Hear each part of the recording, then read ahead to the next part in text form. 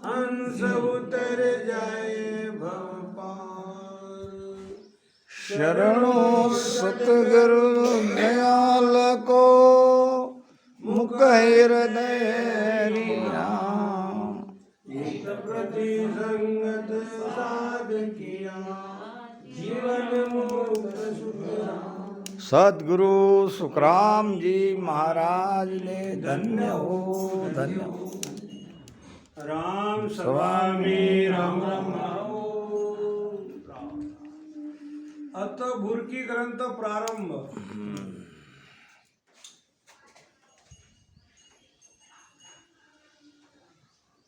हाँ। श्री गुरु चरण सरोज में नवन करो कर जोड़। राम नाम की भुरकी ले सो मेरे श्री मोड़। भुरकी ग्रंथ का प्रारंभ हो रहा है। भुरकी यानी वशीभूत।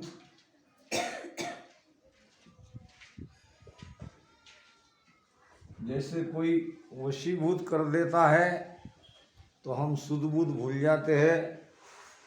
जो वशीभूत करने वाला होता है उनकी बात हम मानते हैं। वो जैसा कहते हैं वैसा मान के चले जाते हैं, क्योंकि उसने वशीभूत किया। भुरकी को वशीभूत करना कहते हैं। श्री गुरु चरण सरोज में वंदन करूं कर नवन करूं कर जोड़। सदगुरु के चरण में नवन करूं यानी झुक के प्रणाम करना, झुककर प्रणाम करना। नवन करूं कर जोड़। राम नाम की भुरकी लेह हाँ तो मेरे सिर मोड़। सिर मोड़। महाराज बनता ये जो वशीभूत की बात हो रही है ये तो संसार में है, ऐसा हो रहा है। यहाँ भक्ति में जो कोई राम नाम के मंत्र पे वशीभूत हो गया है, यानी जो ये नाम के सुमिरन में अपना शुद्ध बुद्ध खो देते हैं, वही है ये भुरकी। बड़ा अच्छा विषय है। एक बात, इसमें जो जो प्रमाण आएंगे वो गति हुई है। अगति में जाने वाले थे, गति हुई है। सभी का मोक्ष हुआ ये नहीं समझना। उसमें आएगा इनका मोक्ष हुआ या ये 84 से मुक्त हो गए, ऐसी बात आएगी। मगर हमको समझना है ज्यादातर प्रमाण में गति ही हुई है। मोक्ष की बात भी इसमें आएगी। ब्रह्मा विष्णु देवता सिमरे शक्ति महेश। राम नाम जा दिन जपो धरणी धरी फलेश। ब्रह्मा विष्णु देवता सिमरे शक्ति महेश, ये 3 लोक के सबसे बड़े देवता है। आदि माया शक्ति और ये 3 देव, ये भी उसी परमात्मा का सुमिरन करते हैं। जिनकी भक्ति हम करते हैं उनकी भक्ति ये भी करते हैं। ब्रह्मा विष्णु महेश्वर शक्ति ये चारों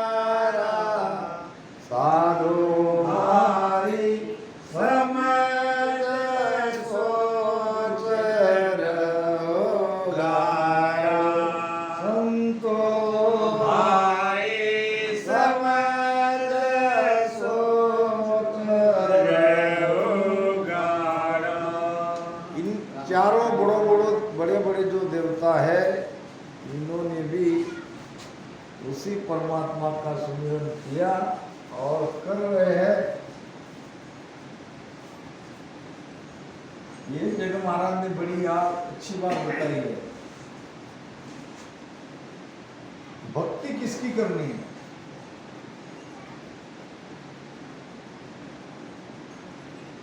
अवधू सो बालक हम पाया, घड़िया घाट विष्ट में आवे, से सब आप बनाया।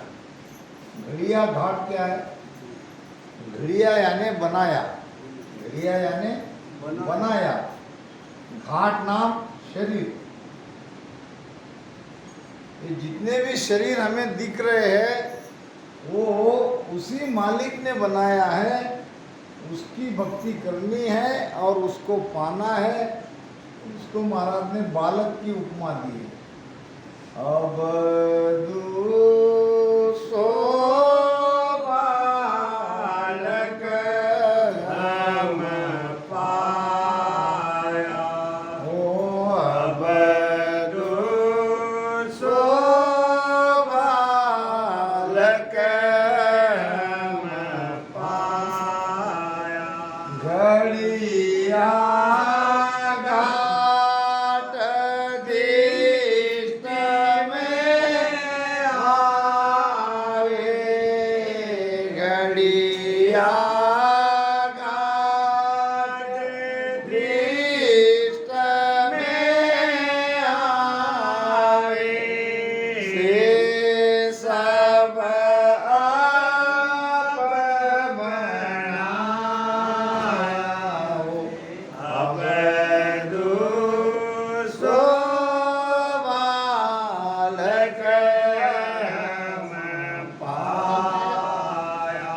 सबका करतार है, जिन्होंने 3 लोक 14 भवन 3 ब्रह्म के 13 लोक बनाए हैं, उसी को हमको पाना है। साधो भाई जिन जिन चोला किया, ताग ताग सभी हम सोजा, मरम उसी का लिया। उसी को जानना है जिसने हमें बनाया है, और बनाने वाला कोई बाहर नहीं है, वो भीतर ही बैठा है। जो वस्तु हम बाहर से बनाते हैं, हम मकान बनाते हैं बाहर से, और वो भीतर से बनाता है। एक फूल की कली में वो बैठा है, और जब फूल को बनाता है, कई रंगों से रंग बिरंगे फूल हमें दिखते हैं, कितने सुंदर दिखते हैं। उनकी बनाई हर वस्तु सुंदर है। कितना सुंदर ये शरीर हमको परमात्मा ने दिया है। कितनी नाक की जगह नाक, कान की जगह कान, आँख की जगह आँख। अगर यहीं कहीं गड़बड़ हो जाती तो बड़ी मुश्किल होती। नाक दीनी यार ने सिमरन 100 बार, सिमरन 100 बार। पति पत्नी थे, और एक दिन पति ने अपनी पत्नी के लिए नथ लाई। नथ समझते क्या? समझते ना? नथ, उसको कहते हैं नतनी, हिंदी में नतनी दीनी यार ने सुमिरन 100 बार। अब नतनी लाके दी, वो पत्नी अपने पति का बार बार सुमिरन कर रही है, मेरे पति ने ये लाके दिया। कोई बात भी नहीं करेगी तो अपने आप जाके बता रही है। और नाक दिया जिस मालिक ने, ताको दिया विसार। अब नतनी जिसने लाई उसको तो बहुत याद कर रहे हैं, मगर ये नाकी कोई अगर नहीं देता तो नतनी कहाँ डालते। जिसने हमें नाक दिया है उसको तो हम भूल गए, और नाक की नतनी जिसने लाकी दी उसको बार बार याद कर रहे हैं। कैसे होगी मुक्ति? तो सिमरन मालिक का करना है, सिमरन उस परमात्मा का करना है जो ये तीन देवता के भी देवता है।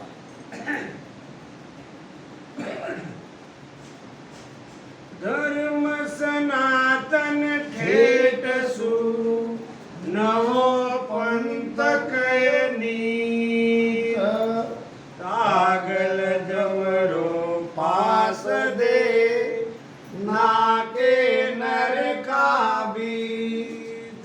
सनातन यानी आदि अनादि का, पहले भी था, आज है और कल रहेगा। इसको कहते हैं सनातन।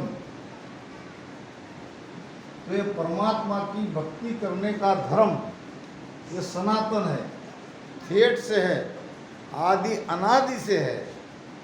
इसको अगर कोई नया पंथ कहता है तो महाराज ने एक तरह से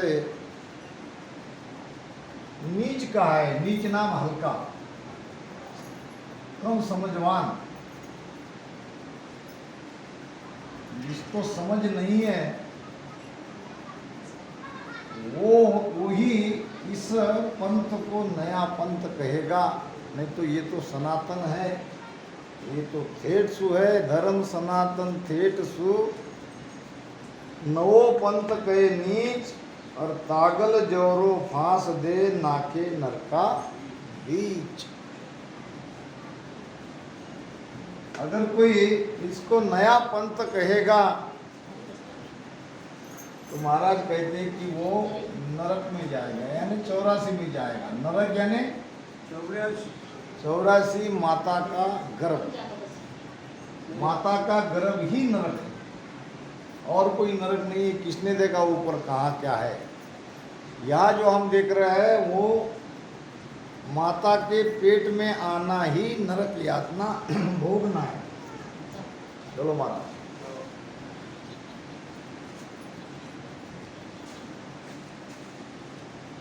राम नाम सत मंत्र है, पापी कहे फितूर।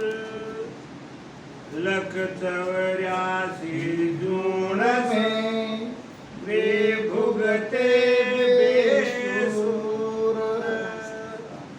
राम नाम कैसा मंत्र है? सत मंत्र।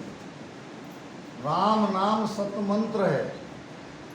राम नाम सत्य है, सत्य बोलिया गत है। मगर जो पापी है वो पापी इस राम नाम के मंत्र को फितूर कहते हैं। फितूर यानी फूस।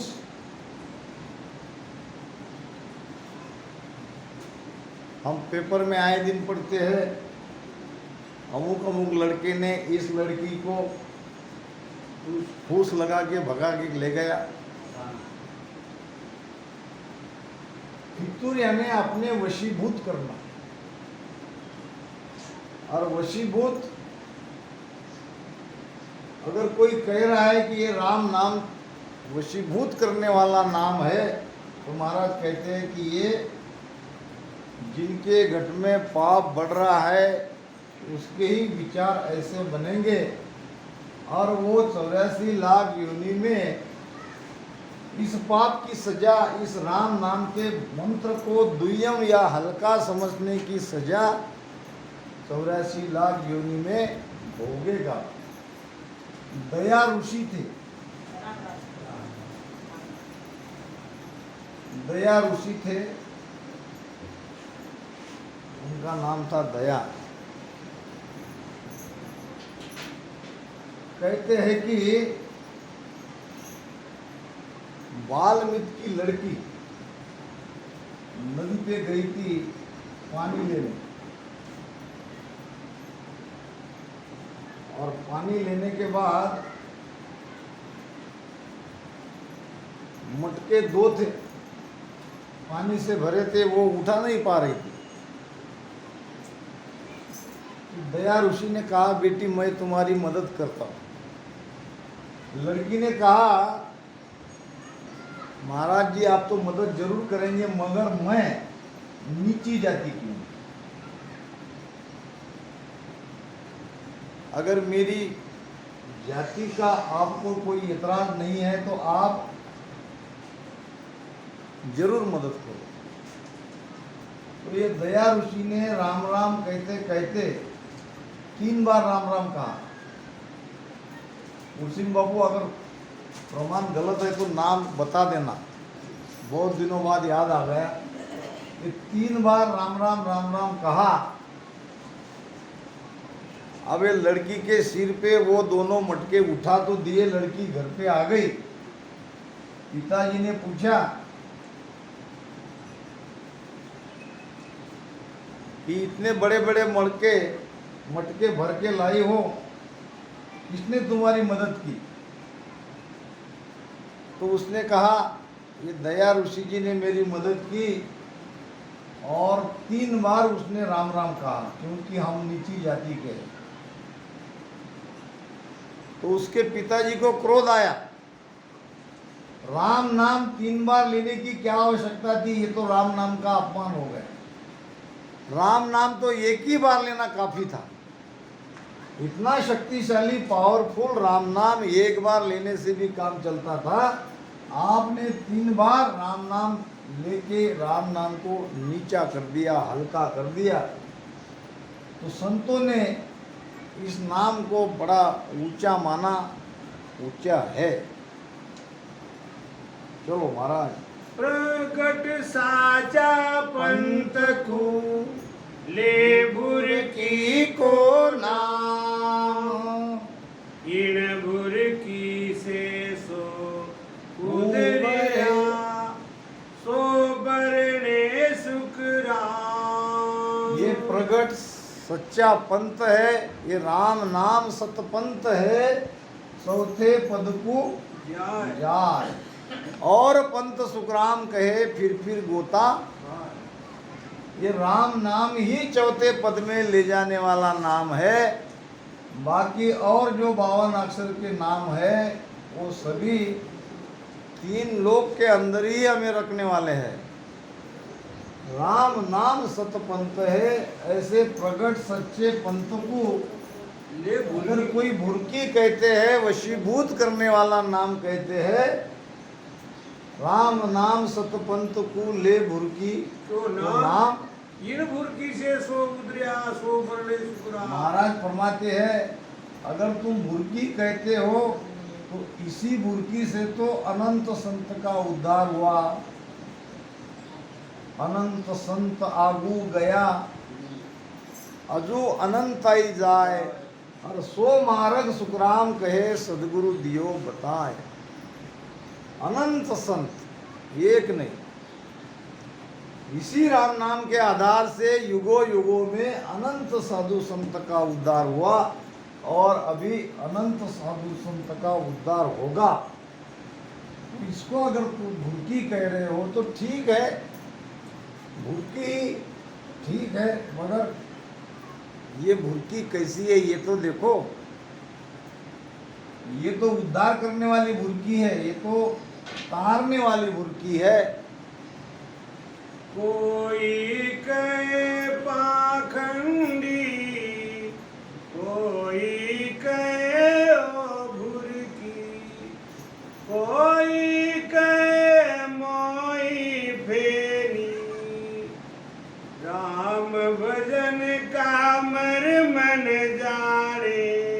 कोई कहे पाखंड, कोई कहे भुरकी, कोई कहे मुझको फेनी, राम भजन को अमर मन जाने। देखो जगत ज्ञानी। जगत कैसा है? अज्ञानी है, ना समझ है। अगर ज्ञान रहता तो इस राम नाम के मंत्र को पाखंडी नहीं कहते, इसको भुरकी करके संबोधित नहीं करते, या इसको फेन फितूर करने वाला नहीं कहते। फेन यानी तू, भुरकी यानी वशीभूत, और पाखंडी यानी पाखंड। 96 प्रकार के पाखंड है। जो जैसा नहीं है वैसा दिखाने की कोशिश करना, इसको कहते हैं पाखंड। भीतर में उनके अंदर वो चीज प्रकट नहीं हुई है, मगर बाहर से वो जगत को दिखाने की कोशिश कर रहा है कि मेरे अंदर वो चीज है, इसको कहते हैं पाखंड। महाराज कहते हैं कि कोई कहे पाखंड, कोई कहे भुरकी, कोई कहे मोहे फेनी, राम भजन का मर्म न जाने देखो जगत अज्ञानी। जगत अज्ञानी है, भजन का मर्म नहीं जानते। राम भजन करने से क्या होता है इसकी कीमत नहीं जानते। कहते हैं कि हीरा पर के जोहरी, शब्द कुपर के साध, जो कोई पर के साध को ताका मता अगाध। हीरा की परीक्षा किसको है? जोहरी, जोहरी को, सोनार को नहीं। सोनार में जोहरी में अंतर है। हीरा पर के जोहरी, जोहरी, और शब्द को परखे साध। शब्द की परीक्षा साधु को है। ये शब्द, ये वचन कितने अनमोल है, इसकी परीक्षा यहाँ बैठे वाले आप सभी को है। अब जो कोई परखे साध को ताका मता अगाध। कहते हैं कि एक 7-8 साल का बच्चा रोज सत्संग में जाता था, और सत्संग में जो संत थे वो कहते थे, देखो मैं तुम्हें अनमोल ज्ञान सुना रहा हूं। ये जो ज्ञान है, इस ज्ञान की कीमत नहीं हो सकती, इतना ये अनमोल ज्ञान है। और ये 7-8 साल का बच्चा जो रोज सत्संग में जाता था, उसने अपने मन में ये पक्की बात बिठा ली, जो संत के मुख से ज्ञान निकलता है वो अनमोल है। व्यवहारिक दृष्टि से उसने इसका मोल करना चाहा,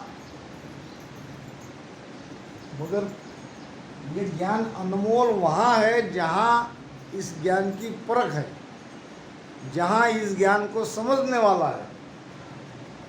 एक दिन की बात है,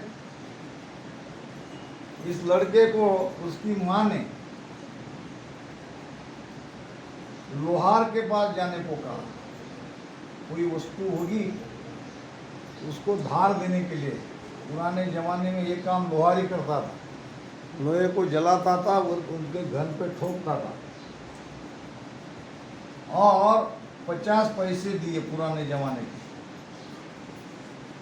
अब ये लड़का वो वस्तु जो माँ ने दी और 50 पैसे दोनों लेके लोहार के पास जाने के लिए निकला। अब पैसे से वैसे खेल रहा था।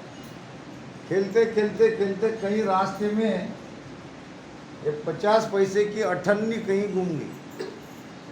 बहुत देखा, ढूंढने पर नहीं मिली।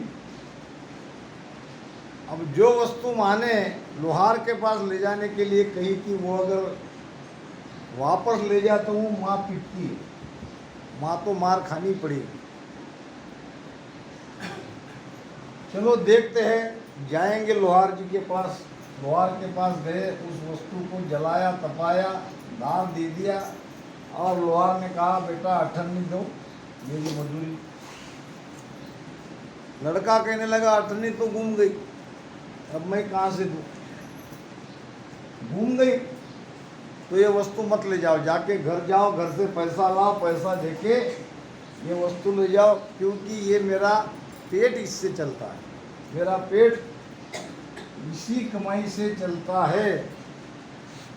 तो लड़का कहने लगा, अठन्नी तो मेरे पास नहीं है, मगर अनमोल ज्ञान है। और वो दोहे चौपाई कहने लगा, जो सत्संग में सुना।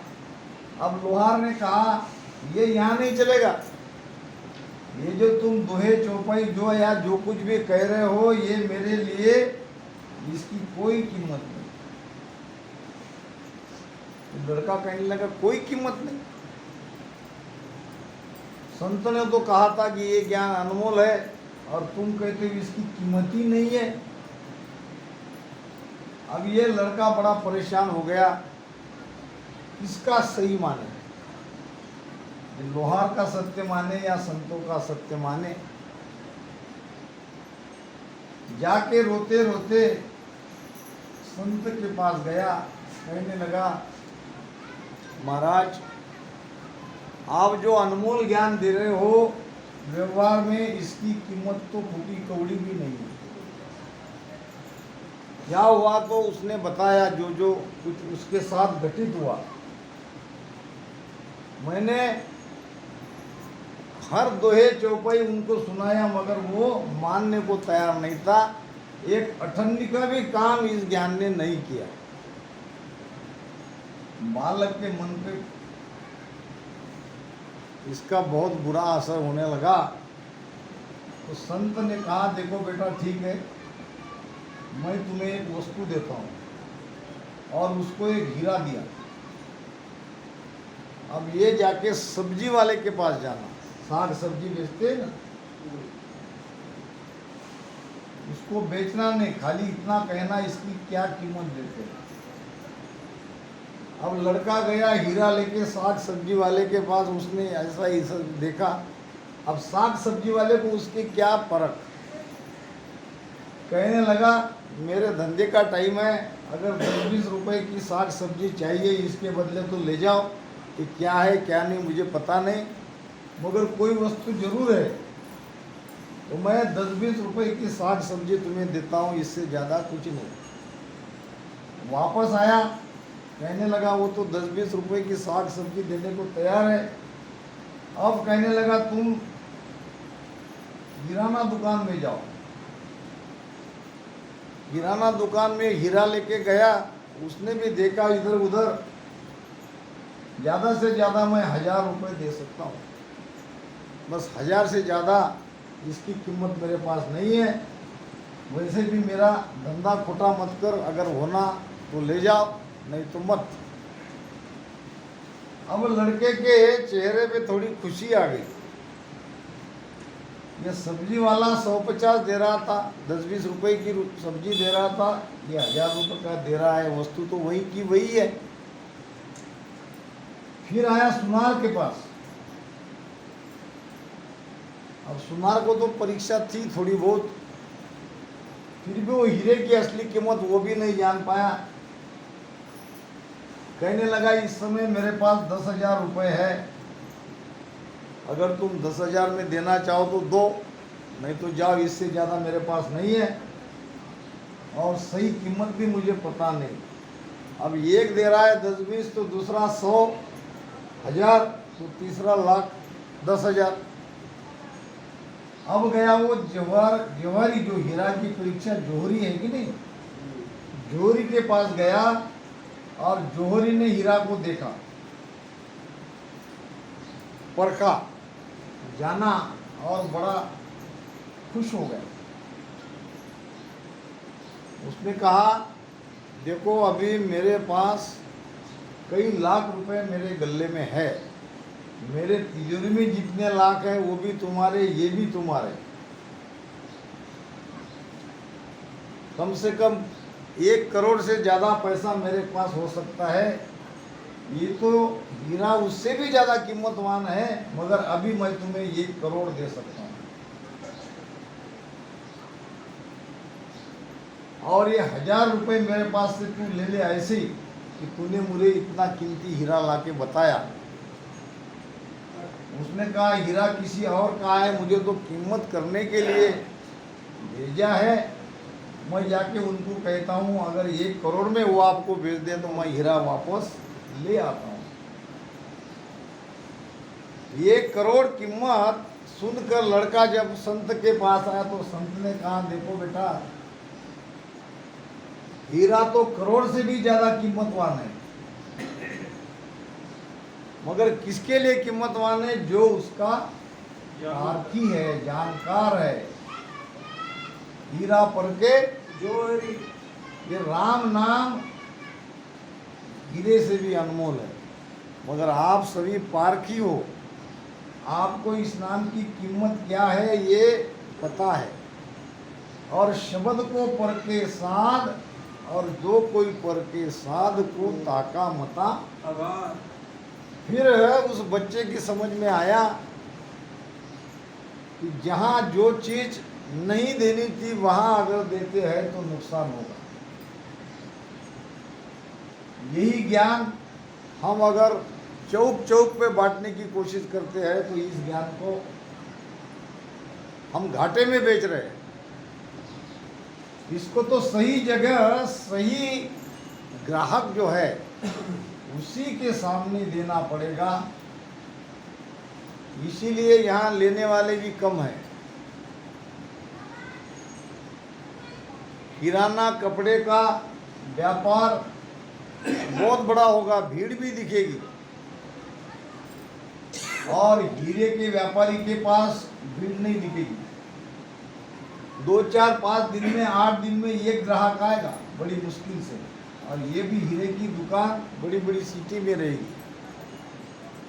कपड़े वाले, किराना वाले, इनके पास भीड़ दिखेगी, और हीरे का एक ही ग्राहक आया तो इतना मुनाफा कमा देगा कि लगभग 4-6 महीने तो कोई धंधा भी नहीं हुआ तो चलेगा। कहने का भाव ये अनमोल मंत्र है, इनकी परख सबको नहीं है।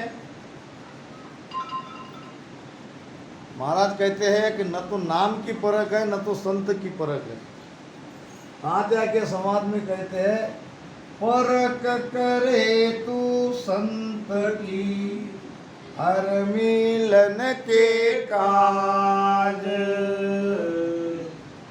परख करे तू संत की हर मिलन के काज, तो पारक कीजिए हरिजन कैसो साज। हरिजन कैसो साज सूरत खेती पर दीजे। जो संत कहते हैं वो करो, साजो यानी उसको अपने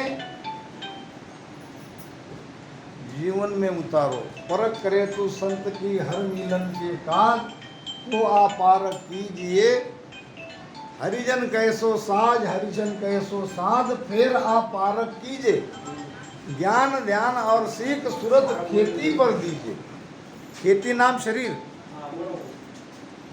इस शरीर को ही खेती कहते हैं। ज्ञान ध्यान और सीख सूरत खेती पर दीजिए। सुखराम कहे सुन तातिया, छाड़ भरम को राज। परख करे तू संत की हर मिलन के काज। संतों की परीक्षा इसी प्रकार से की जाती है कि वो जैसा कहते हैं वैसा करो। जैसा बैठने को कहा है वैसा बैठो, जैसा भजन करने को कहा है वैसा भजन करो। कुछ दिनों तक, कुछ महीने तक करो। अगर तब भी नाम जगता नहीं है, तब भी भीतर में आनंद नहीं आता है, तो उसको छोड़ दो। छोड़ने में कोई बुराई नहीं है। गरज हमारी नाम से है, गरज संत के साथ चिपक के बैठे रहने से काम नहीं होगा। पहली बात तो वो जो कहते हैं उसको सुनो ध्यान से और उसी प्रकार बैठो। सब कुछ करने के बाद भी मन भी उसमें लगा रहे हो, फिर भी भीतर में कोई आनंद नहीं आया है तो उसको छोड़ दो, उसके भेद को छोड़ दो। ये परीक्षा है संत की। परख करे तू संत की हर मिलन के काज, तो आपारक कीजिए हरिजन कैसो साज। हरिजन कैसो साज, फिर आपारक कीजिए। ज्ञान ध्यान और सीख सूरत खेती पर दीजिए। सुखराम कहे सुन तातिया, छाड़ भरम को राज। हमको भरम में नहीं रहना है। भोलेपन में भक्ति नहीं करना है। हमारे भीतर में वो नाम की कला जगनी ही चाहिए और जगती है। इसीलिए ये राम नाम का मंत्र